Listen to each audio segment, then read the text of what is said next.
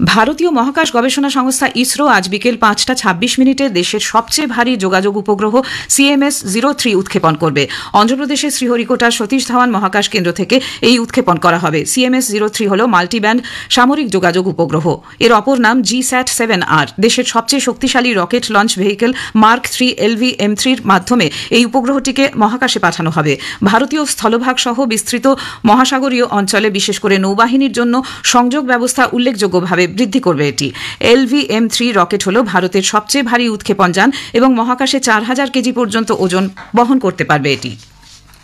প্রধানমন্ত্রী নরেন্দ্র মোদী আগামীকাল নতুন দিল্লিতে emerging science and technology innovation conclave ESTIC 2025 এর উদ্বোধন করবেন। এই অনুষ্ঠানে তিনি 1 লক্ষ কোটি টাকার গবেষণা, উন্নয়ন ও উদ্ভাবন প্রকল্প তহবিলের সূচনা করবেন। দেশের গবেষণাগার বাতাবরণকে আরও এগিয়ে নিয়ে যাওয়ার লক্ষ্যে এই তহবিল তৈরি করা হচ্ছে। 3 দিনের কনক্লেভ শেষ হবে আগামী 5ই নভেম্বর। অন্ধ্রপ্রদেশের শ্রীকাকুলাম জেলার কাশীবুগ্গায় গতকাল শ্রী ভেঙ্কটেশ্বর স্বামী মন্দিরে পদপিষ্ট হয়ে 9 জনের মৃত্যুর প্রেক্ষিতে কেন্দ্রীয় অসামরিক বিমান পরিবহন মন্ত্রী কে রামমোহন নাইডু এবং অন্ধ্রপ্রদেশের তথ্য ও যোগাযোগ প্রযুক্তি মন্ত্রী নারা লোকেশ গতরাতে ওই এলাকা পরিদর্শন করেন। ঘটনাস্থল পরিদর্শন করে পলাসা কমিউনিটি স্বাস্থ্যকেন্দ্রে আহতদের সঙ্গেও দেখা করেন তারা। শ্রী লোকেশ অন্ধ্রপ্রদেশ সরকারের তরফে মৃত ব্যক্তিদের পরিবার প্রতি 15 লক্ষ টাকা এবং আহতদের জন্য 3 লক্ষ টাকা আর্থিক সাহায্যের কথা ঘোষণা করেন। প্রধানমন্ত্রী নরেন্দ্র মোদী শোক প্রকাশ করেছেন এবং নিহতদের পরিবারের জন্য 2 লক্ষ টাকা করে এবং আহতদের প্রত্যেকের জন্য 50,000 টাকা আর্থিক সাহায্যের ঘোষণা করেন। অন্ধ্রপ্রদেশ সরকার এই দুর্ঘটনার বিস্তারিত তদন্তের নির্দেশ দিয়েছে। খবর শুনছেন আকাশবাণী থেকে। আমাদের সংবাদ শোনা যাচ্ছে ইউটিউব চ্যানেল আকাশবাণী সংবাদ বাংলা, ফেসবুক ও ইনস্টাগ্রাম আকাশবাণী সংবাদ কলকাতা এবং এক্স হ্যান্ডেল AIR নিউজ কলকাতাতে। কানাডা সরকার টরন্টোয় ভারতীয় দূতাবাসের বাইরে কয়েকজন ভারত বিরোধীর উগ্র বিক্ষোভ প্রদর্শনের ঘটনার কড়া নিন্দা করেছে। ওই বিক্ষোভ চলার সময় 2টি ছবি তুলে ধরা হয়েছিল। তাতে 2 ব্যক্তিকে প্রয়াত প্রাক্তন প্রধানমন্ত্রী ইন্দিরা গান্ধী ও কানাডার বিদেশ মন্ত্রী অনিতা আনন্দের ছবিতে গুলি করতে দেখা গিয়েছে। কানাডার সরকারি সূত্রে বলা হয়েছে এই ঘটনা গণতন্ত্রের পক্ষে আশঙ্কাজনক। বিক্ষোভের আয়োজক ছিল খালিস্তানপন্থী শিখ উগ্রপন্থী সংগঠন। বিক্ষোভের সময় খালিস্তানি পতাকাও দেখা গিয়েছে। ওই উগ্রপন্থী সংগঠনের পক্ষ থেকে অভিযোগ করা হয়েছে শ্রীমতী আনন্দ ভারতের পক্ষ নিয়েছেন। কানাডার ভারত প্রশান্ত মহাসাগরীয় আঞ্চলিক প্রকল্পকে শক্তিশালী করার স্বার্থে ভারতের সঙ্গে দ্বিপাক্ষিক সম্পর্ক মজবুত করার লক্ষ্যে তিনি সম্প্রতি ভারত সফর করেছিলেন। এই নিয়ে খালিস্তানিদের প্রবল আপত্তি ওই বিক্ষোভে তুলে ধরা হয়েছে। সে দেশের অভ্যন্তরীণ উন্নয়ন মন্ত্রী রণদীপ এস সারাই বলেছেন, এ ধরনের গণতন্ত্র বিরোধী কার্যক্রমের কানাডায় কোনো স্থান নেই। আফগানিস্তান ও পাকিস্তানের মধ্যে তোরখাম সীমান্ত গতকাল ফের খুলে দেওয়া হয়েছে।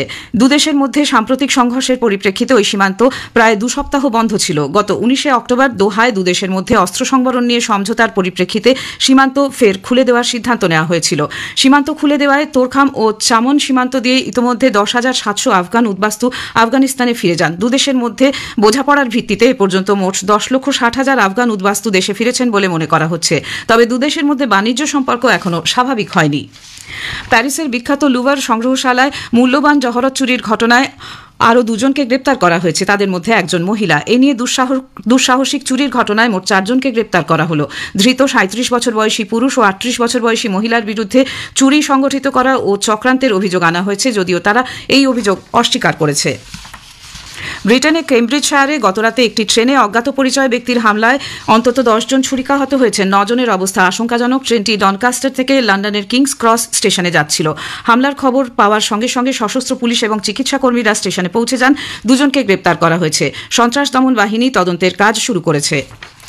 67তম আকাশবাণী সঙ্গীত সম্মেলন আজ দিল্লি, কলকাতা এবং মুম্বাইতে শুরু হচ্ছে। 1 মাস ব্যাপী এই অনুষ্ঠানে দেশের 24টি শহর জুড়ে শাস্ত্রীয় সঙ্গীতের আসরের আয়োজন করা হবে। কেন্দ্রীয় সংস্কৃতি মন্ত্রকের সঙ্গে যৌথ উদ্যোগে প্রসার ভারতী সঙ্গীত সম্মেলনের আয়োজন করছে। ভারত আজ মহিলাদের একদিনের ক্রিকেটে বিশ্বকাপের ফাইনালে দক্ষিণ আফ্রিকার মুখোমুখি হবে। নবী মুম্বাইয়ে ডক্টর DY পাটিল স্পোর্টস একাডেমিতে খেলা শুরু হবে দুপুর 3টে। ভারত এই নিয়ে তৃতীয়বার বিশ্বকাপের ফাইনালে খেলছে। ভারত আজ তৃতীয় T20 ক্রিকেট ম্যাচে অস্ট্রেলিয়ার বিরুদ্ধে খেলতে নামছে। বেলরিভের নিনজাজ স্টেডিয়ামে টসে জিতে ভারত ফিল্ডিং করার সিদ্ধান্ত নিয়েছে। তৃতীয় ম্যাচে ভারতীয় দলে 3টি পরিবর্তন হয়েছে। দলে এসেছেন অর্শদীপ সিং, ওয়াশিংটন সুন্দর এবং জিতেশ শর্মা। শেষ করার আগে খবরের বিশেষ কিছু অংশ আরেকবার। বিহারে নির্বাচনী প্রচার তুঙ্গে উঠেছে। বিজেপির তারকা প্রচারক প্রধানমন্ত্রী নরেন্দ্র মোদী, স্বরাষ্ট্রমন্ত্রী অমিত শাহ, কংগ্রেসের পক্ষে রাহুল গান্ধী, আরজেডির তেজস্বী যাদব প্রমুখ আজ বিভিন্ন রোড শো ও জনসভায় অংশ নিচ্ছেন। খবর এখনকার মতো এ পর্যন্ত। এরপরে শুনবেন স্থানীয় সংবাদ।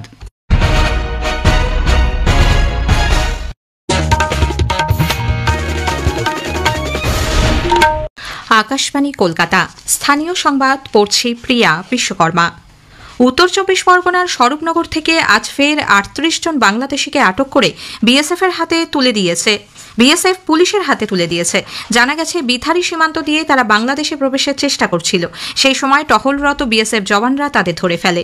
আজ তাদের বসিরহাট আদালতে তোলা হচ্ছে।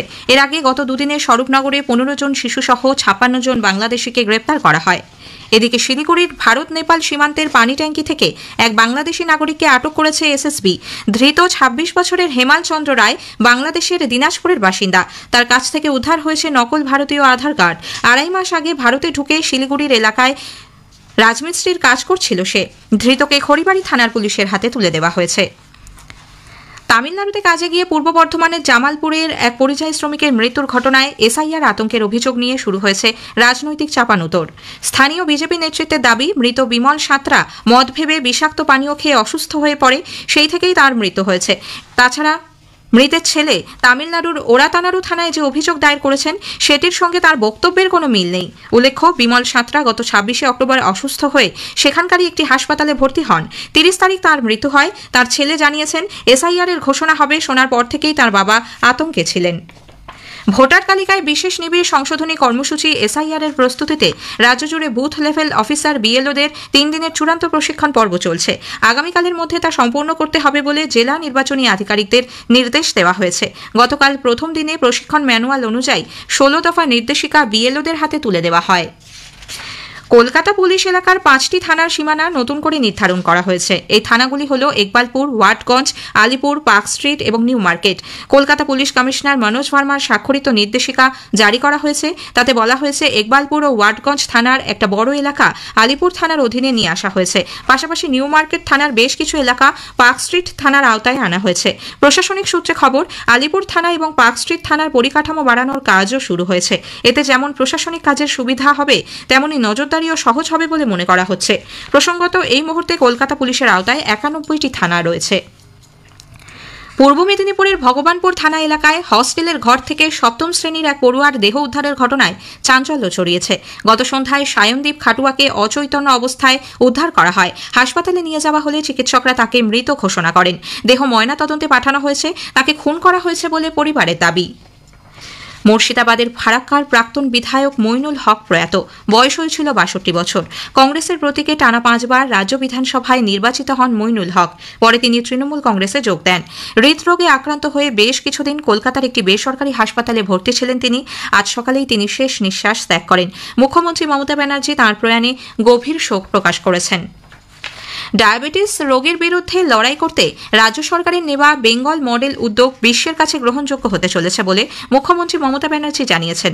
সম্প্রতি হার্ভার্ড মেডিকেল স্কুলের অধ্যাপক জেনে বুকম্যান এ রাজ্যে এসে এই রোগ প্রতিরোধে এসএসকেএম হাসপাতালের নেওয়া উদ্যোগ খতিয়ে দেখে তার প্রশংসা করেছেন বলে আজ এক্স হ্যান্ডেলে মুখ্যমন্ত্রী উল্লেখ করেছেন।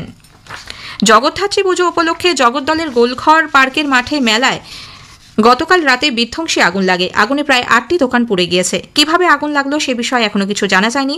দমকলের 2টি ইঞ্জিন ঘটনাস্থলে পৌঁছে আগুন নিয়ন্ত্রণে আনে। এর জেরে লক্ষাধিক টাকার ক্ষতি হয়েছে বলে মনে করা হচ্ছে। পূর্ব মধ্য বঙ্গোপসাগর এবং সংলগ্ন মায়ানমার উপকূলের ওপর আজ একটি নিম্নচাপ এলাকা তৈরি হয়েছে।